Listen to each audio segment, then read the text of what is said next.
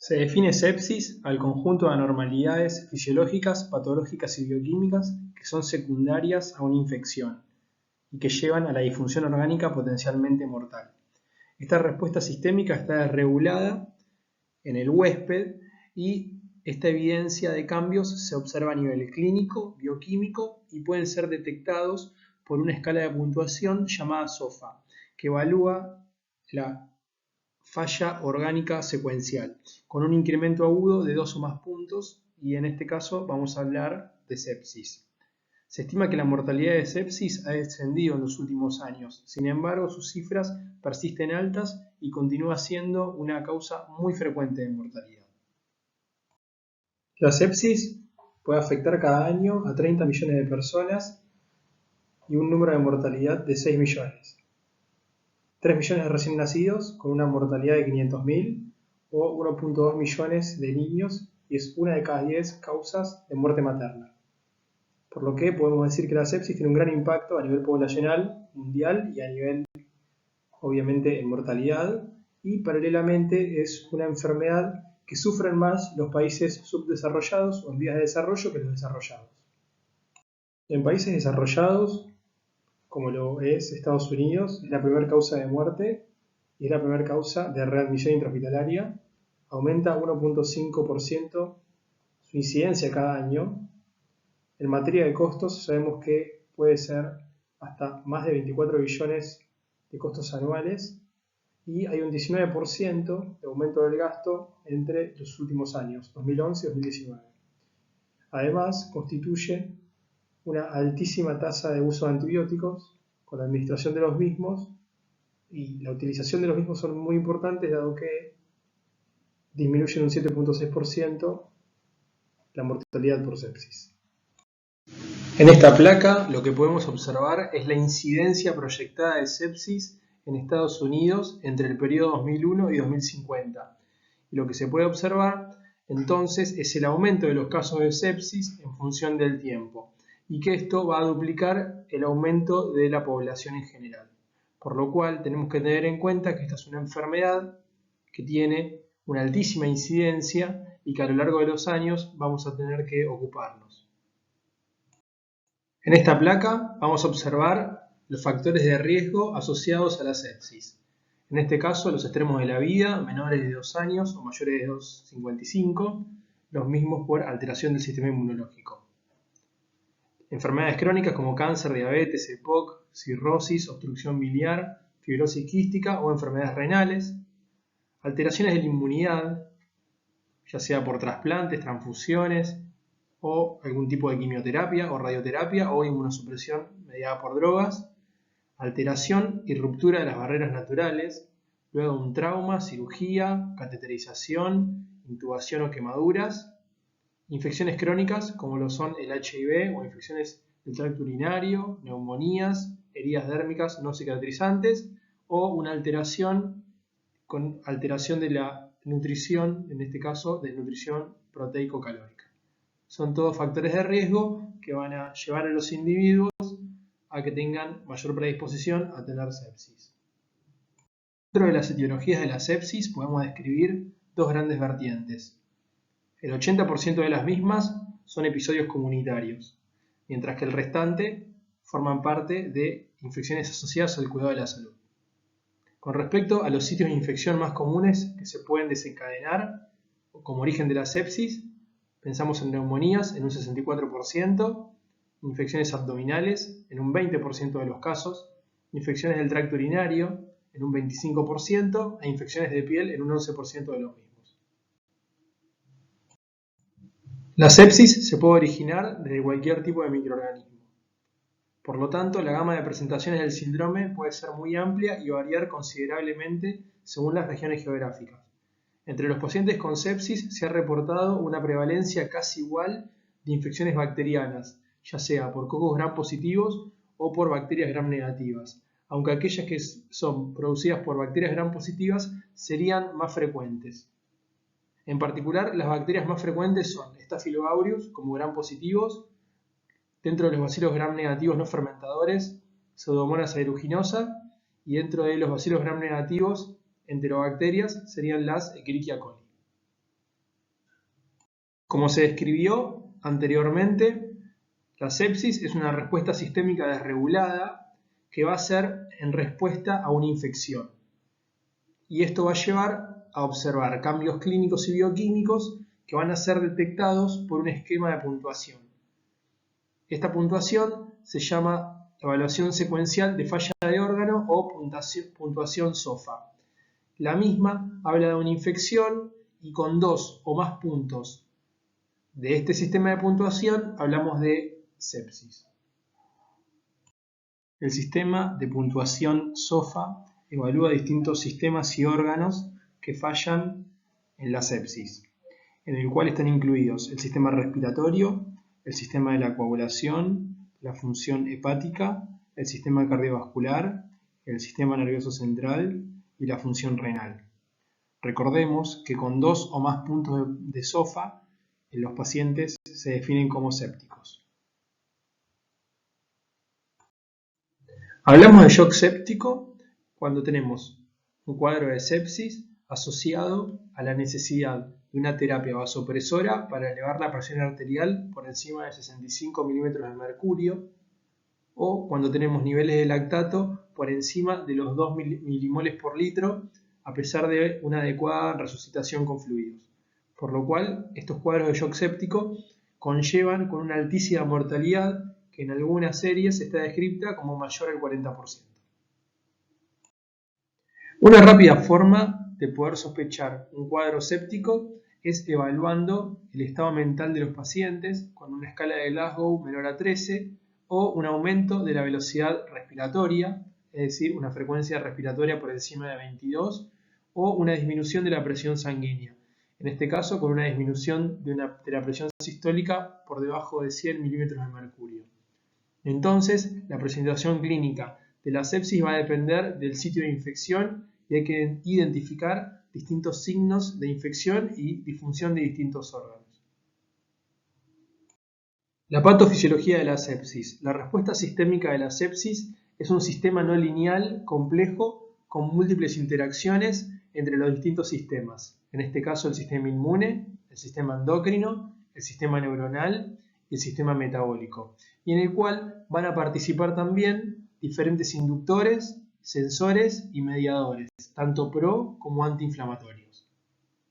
En este sistema, entonces, están involucrados los inductores, que principalmente forman parte de los agentes tóxicos de las bacterias gram negativas, principalmente la endotoxina, formada por el lipopolisacárido, exotoxinas o proteasas. Dentro de lo que son las bacterias gram positivas, encontramos a las exotoxinas, a los superantígenos, enterotoxinas, hemolicinas, peptidoglicanos, ácidos teicoicos. Los hongos presentan los componentes de la pared celular, principalmente betaglucanos, mananos u otras moléculas endógenas. Los sensores van a ser los receptores de reconocimiento de patrones que se van a encontrar en la primera línea de defensa, principalmente en los macrófagos, en las células dendríticas o en los mastocitos, que van a activarse y van a generar una respuesta inflamatoria local. La respuesta inflamatoria es bifásica. Al comienzo, los mediadores de la respuesta son las citoquinas y quimoquinas proinflamatorias. La interacción de los ligandos microbianos con los receptores produce la activación del NF-κB y la formación del inflamosoma, que conduce a la transcripción de TNF-alfa, interleuquina 1, interleuquina 6, interleuquina 12 e interleuquina 18. Los mediadores lipídicos, como las prostaglandinas y los leucotrienos, y el factor de activación plaquetario, son liberados principalmente por la acción del TNF-alfa sobre las membranas de las células inmunes y amplifican la respuesta inflamatoria. Otros mediadores son las enzimas liberadas por los neutrófilos y las especies reactivas del oxígeno y del nitrógeno, principalmente el óxido nítrico. En esta fase de la sepsis, el resultado puede originar la coagulación intravascular diseminada, ya que la inflamación de la sepsis dirige el balance de la homeostasis hacia un estado procoagulatorio. La activación de la coagulación en la sepsis es de etiología multifactorial y la inducción de la expresión del factor tisular tanto en monocitos, neutrófilos y las células endoteliales es fundamental. Dicha expresión es inducida por el TNF-alfa e interleuquina 1. Aquí hay una interrelación entre la inflamación y la coagulación. El factor tisular forma un complejo catalítico con el factor 7A en la sangre circulante y a partir de allí se desencadena la cascada de la coagulación. Ocurre también la apoptosis, principalmente en las células dendríticas y linfocitos. Resumiendo a grandes rasgos, en esta etapa, la respuesta del huésped a la infección involucra un amplio rango de células y mediadores solubles que influyen, pero no solo se limitan a monocitos, células endoteliales y plaquetas, y a los componentes solubles como componentes del complemento, inflamatorios y la cascada de la coagulación. Hoy hablamos de un nuevo paradigma de sepsis, en la cual estos nuevos paradigmas sugieren que ambas respuestas pueden ocurrir simultáneamente, tanto una actividad desregulada de la respuesta proinflamatoria que lleva al daño tisular y una respuesta antiinflamatoria que llevan a la inmunosupresión de manera simultánea. Entonces, estas pueden ocurrir simultáneamente y la dirección, la extensión y la duración de estas reacciones están determinadas tanto por factores del huésped como características genéticas, edad, enfermedades coexistentes y medicamentos, así como factores del patógeno, carga microbiana y virulencia del mismo. Como dijimos anteriormente, la sepsis generalmente responde a una infección documentada. Desde el punto de vista microbiológico, nosotros nos dedicaremos a documentar el origen y la fuente causal de la sepsis. Dentro de los diferentes focos podemos mencionar la bacteriemia o la fungemia, el foco abdominal, que generalmente proviene de una peritonitis, apendicitis, colecistitis, entre otras, infecciones urinarias, infecciones endovasculares, como las asociadas a prótesis endovasculares o a endocarditis, infecciones respiratorias, por ejemplo neumonías, bronconeumonías, empiemas, infecciones de piel y partes blandas, infecciones del sistema nervioso central. Aquí se destacan meningitis o meningoencefalitis principalmente, o infecciones asociadas a la columna vertebral, como por ejemplo abscesos epidurales, infecciones de punto de partida de catéter o infecciones quirúrgicas. Se define bacteriemia como la presencia de bacterias en el torrente circulatorio. Las mismas pueden ser primarias, cuando es un cuadro compatible con infección y la obtención de cultivos positivos en sangre, hemocultivos, pero no se conoce el foco de infección. Con respecto a las bacteriemias secundarias, son aquellas que están relacionadas a distintos focos infecciosos. Hablamos de cuadros abdominales, infecciones urinarias, neumonías o infecciones asociadas a catéteres. El aislamiento del mismo microorganismo tiene que ser en sangre periférica y en el foco infeccioso, siempre en el contexto coincidiendo con el cuadro clínico compatible. Cuando un patógeno aislado es un microorganismo colonizador de la piel, como por ejemplo un estafilococo coagulasa negativo, se exige que por lo menos sean 2 hemocultivos positivos del mismo patógeno, es decir, la misma especie y el mismo perfil de sensibilidad. La muestra clínica que estudia la presencia de bacterias u hongos en sangre son los hemocultivos. El momento ideal para realizar la toma de hemocultivos es siempre antes del inicio de antimicrobianos. Es importante que el número de muestras siempre sea entre 2 y 3 muestras. Las ventajas de esto es que aumenta la probabilidad de encontrar al microorganismo en la sangre y va a diferenciar una bacteriemia o fungemia verdadera de una pseudobacteriemia o pseudofungemia, es decir, de contaminaciones. Por lo cual, sabiendo que tenemos entre 2 y 3 muestras, vamos a aumentar la sensibilidad del método entre un 95 y un 98% frente a verdaderas bacteriemias o fungemias. La técnica de hemocultivos se tiene que realizar mediante la venopunción de sangre periférica y se deben tomar entre 2 y 3 muestras seriadas y de sitios distintos. Este procedimiento debe realizarse en máximas condiciones de esterilidad, es decir, con el uso de soluciones estériles y de bioseguridad, es decir, con el uso de guantes estériles, barbijo, antiparras y camisolín descartable. Para la esterilización de la zona se utiliza alcohol del 70%, iodopovidona o clorhexidina alcohólica por lo menos mayor al 0.5%. Se lo deja secar, se realiza una nueva antisepsia de la piel que tiene que por lo menos actuar en no menos de un minuto. Se contamina la botella a donde se va a realizar el cultivo y una vez teniendo todo preparado se identifica la vena y se realiza la punción. El volumen de sangre a extraer va a depender de la característica de los pacientes. En pacientes adultos se prefiere extraer entre 5 y 10 mililitros de sangre venosa periférica y se van a cultivar en frascos de 50 o 100 mililitros, manteniendo la relación 1 en 10. Para recién nacidos el volumen a extraer es mucho menor, 0.5 mililitros, mientras que en niños el volumen es menor a 2 mililitros. La interpretación de los hemocultivos. En este caso vamos a tener tres grandes características. La primera, aquellos microorganismos que casi siempre van a representar una verdadera bacteriemia. Los microorganismos en este caso son Staphylococcus aureus, Streptococcus pyogenes, Escherichia coli u otras enterobacterias como Pseudomonas aeruginosa, Candida albicans o Streptococcus pneumoniae. Aquellos microorganismos que raramente van a representar una verdadera bacteriemia. En este caso, generalmente van a ser contaminaciones. Y pensamos en Corynebacterium, Bacillus o Propionibacterium acnes. Y después, aquellos microorganismos que son de muy difícil interpretación y que vamos a tener que observar la característica del paciente y justamente el cuadro clínico acompañante.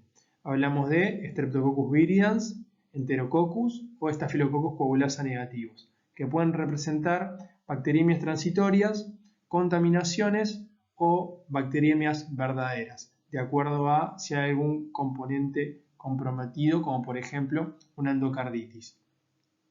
Vamos a hablar de pseudobacteriemia cuando hay presencia de microorganismos, principalmente aquellos de difícil interpretación en una sola muestra de la serie. Los hemocultivos polimicrobianos son extremadamente infrecuentes, excepto en aquellos pacientes con endocarditis en drogadictos endovenosos. Por último, un microorganismo aislado del hemocultivo es diferente del aislado del sitio primario de la infección. También vamos a hablar de pseudobacteriemia. En general, los hemocultivos se van a mantener hasta por lo menos 7 días, excepto en aquellos microorganismos de lento crecimiento, que se van a descartar las botellas de hemocultivos recién al día 21. Y se van a considerar positivos cuando se aísla el mismo patógeno en 2 o más muestras. Los agentes etiológicos van a ser variables según el foco de infección y de donde provengan, ya sea de la comunidad o de la flora intrahospitalaria. Así, por ejemplo, en las neumonías adquiridas de la comunidad, las causas más frecuentes van a ser Streptococcus pneumoniae o Haemophilus influenzae, mientras que en las neumonías nosocomiales las causas más frecuentes van a ser Bacillus gram negativos, tanto fermentadores como no fermentadores, y un rol cada vez más frecuente es el del Staphylo aureus meticilino resistente. Con respecto a las infecciones del sistema nervioso central, las causas más frecuentes van a ser Neisseria meningitidis, Streptococcus pneumoniae y Haemophilus influenzae si provienen de la comunidad, mientras que si provienen de la flora intrahospitalaria vamos a tener a Staphylo aureus, principalmente meticilino resistente, u otros Bacillus gram negativos, en este caso fermentadores o no fermentadores. Por último, los cuadros abdominales provenientes de la comunidad vamos a encontrar a enterobacterias como enterococos o bacterias anaerobias. En cambio, para la flora intrahospitalaria van a producirse por Bacillus gram negativos, aerobios, bacterias anaerobias y cándida. Dentro de los agentes etiológicos de infecciones urinarias de la comunidad, principalmente va a estar producida por Escherichia coli, uropatógena, luego el Proteus y después enterococo. Dentro de lo que es la flora nosocomial, hablamos de bacilos gram negativos, tanto fermentadores como no fermentadores y enterococos.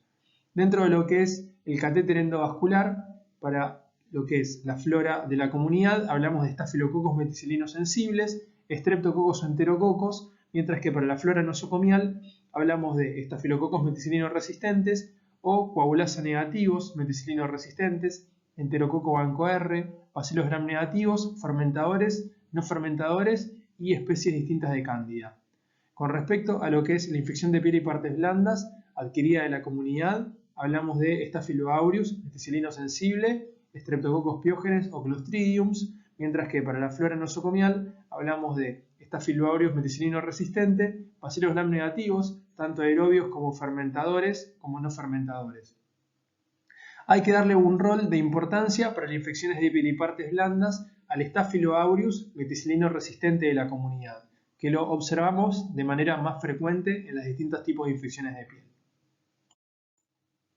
Dentro de las infecciones asociadas a catéteres vamos a tener la vía de colonización, que van a ser desde la piel hacia el catéter, es la más frecuente, y van a ser los gérmenes que van a colonizar el catéter desde la interfase piel-catéter.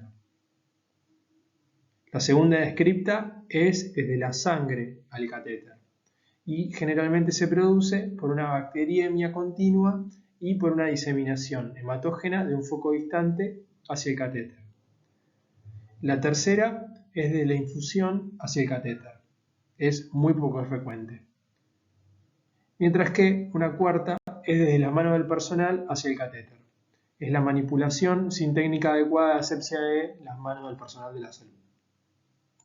Los gérmenes más frecuentemente observados en las infecciones asociadas a catéteres son el Staphylo aureus, meticilino sensible y meticilino resistente, Staphylococcus coagulasa negativos, Streptococos, enterococos, cándida, enterobacterias, entre ellas Pseudomonas aeruginosa, Acinetobacter baumannii y Stenotrophomonas maltophilia. Otros gérmenes como el Corynebacterium es muy frecuente observarlos en colocación de catéteres permanentes. El diagnóstico microbiológico de infecciones asociadas a catéteres. De acuerdo al tipo de catéter, si es extraíble o no, se realizan cultivos según se detalla a continuación. Siempre, antes de manipular los catéteres, deben tomarse un juego de homocultivos seriados. Y luego, si son catéteres extraíbles, se hace un cultivo cuantitativo. El mismo consiste en pasar 1 mililitro de agua destilada estéril por el lumen del catéter y luego se somete a un vórtex durante 1 minuto. De esto se siembra 0.1 mililitros y de esta suspensión se pone en una placa de agar sangre y se cultiva durante 5 días. Se considera significativo con un recuento mayor a 1000 unidades formadoras de colonia por mililitro. Otra forma es a partir de la extracción del catéter también y realizar un cultivo semi-cuantitativo. Este cultivo se llama método de Macchi y consiste en hacer rodar el segmento externo del catéter, generalmente entre 3 y 5 centímetros del extremo distal, la punta, y se siembra en la parte media que corresponde al sitio de inserción. La misma entonces se hace rodar en una placa de agar de atrás hacia adelante por lo menos 4 veces y se incuba durante 24 horas a 37 grados. Se acepta como criterio de colonización significativa la presencia de 15 o más unidades formadoras de colonias por placa.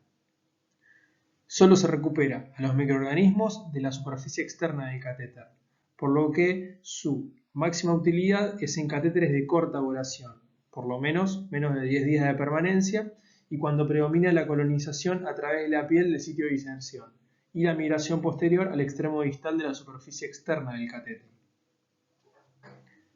Para catéteres no removibles se realiza la técnica de retrocultivo.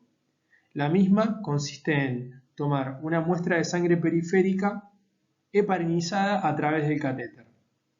La misma se compara con el hemocultivo seriado.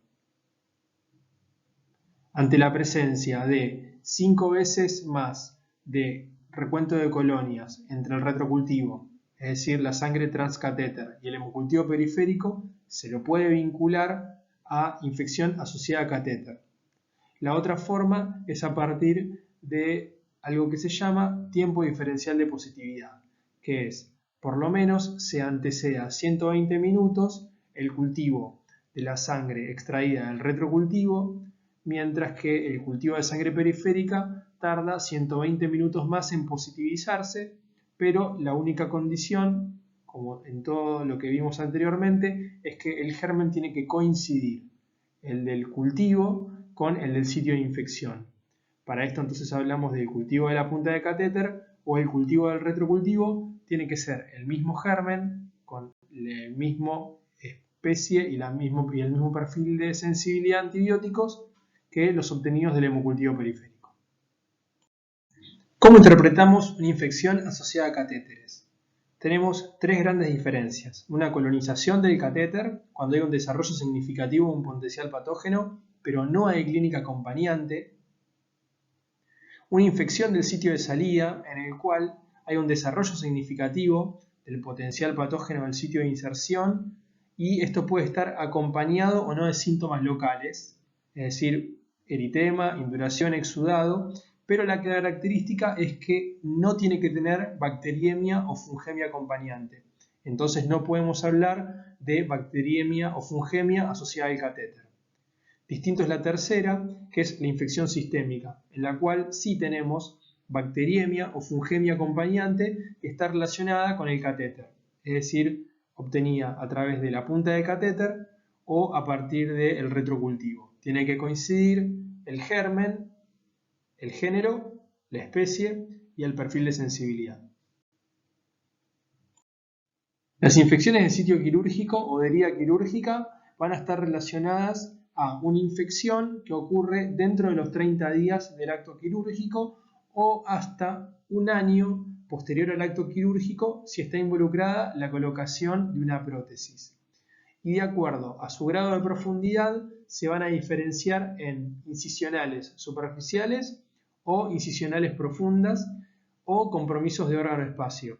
En las primeras, incisionales superficiales, generalmente está comprometido la piel y el tejido celular subcutáneo. En las incisionales profundas están comprometidas las fascias y los músculos, mientras que en las que comprometen el órgano y los espacios están comprometidos los órganos que generalmente forman parte del mismo o las cavidades. ¿Cómo reconocemos una infección de sitio quirúrgico? Bueno, la misma puede reconocerse a partir de la tetrada de presencia de tumor, calor, rubor y dolor. También los bordes de la herida quirúrgica que no estén afrontados. Acá hablamos de diescencia de la herida, así como la secreción de material por intermedio del tejido que está afectado y que sale contenido de la herida quirúrgica. Los agentes etiológicos más frecuentes van a ser los cocos gram positivos, en este caso streptococos, Staphylococcus meticilino resistentes, Staphylococcus coagulasa negativos o enterococos. Dentro de los bacilos gram negativos encontramos a los fermentadores como E. coli o los no fermentadores como Pseudomonas. También es muy frecuente encontrar infecciones por anaerobios o infecciones polimicrobianas o mixtas. El diagnóstico microbiológico de las infecciones de herida quirúrgica. Las muestras pueden ser desde el aspirado del material de la herida con aguja y jeringa estéril. El mismo debe ser transportado en un frasco estéril y en un frasco desgasificado conteniendo medio de transporte para bacterias anaerobias. Otra forma es a partir de la biopsia de los márgenes de la herida. También debe transportarse en un frasco estéril con tapa rosca. Esta es la muestra ideal. Y tercero, el hisopado. El mismo muchas veces puede tener una alta contaminación, por lo cual no se prefiere como una técnica ideal para este tipo de estudios. Entonces, como pudimos observar en este seminario, para el diagnóstico de sepsis debe aislarse el patógeno del presunto foco infeccioso. Si existe bacteriemia acompañante, debe aislarse el mismo patógeno en sangre como en el foco comprometido y generalmente se pueden obtener distintas muestras clínicas. Vamos a hablar del aparato respiratorio, por ejemplo muestras de esputo, aspirado traqueal o lavado bronquial alveolar. En infecciones urinarias puede tomarse muestra de cultivo de orina u urocultivo. En el sistema nervioso central vamos a tomar generalmente a partir de la punción lumbar líquido cefalorraquídeo, o en el caso de que tenga un absceso cerebral vamos a tomar una muestra de biopsia en este caso cerebral. Infecciones de piel y partes blandas, se puede tomar entonces un aspirado o una biopsia de la piel principalmente. Muchas gracias por su atención.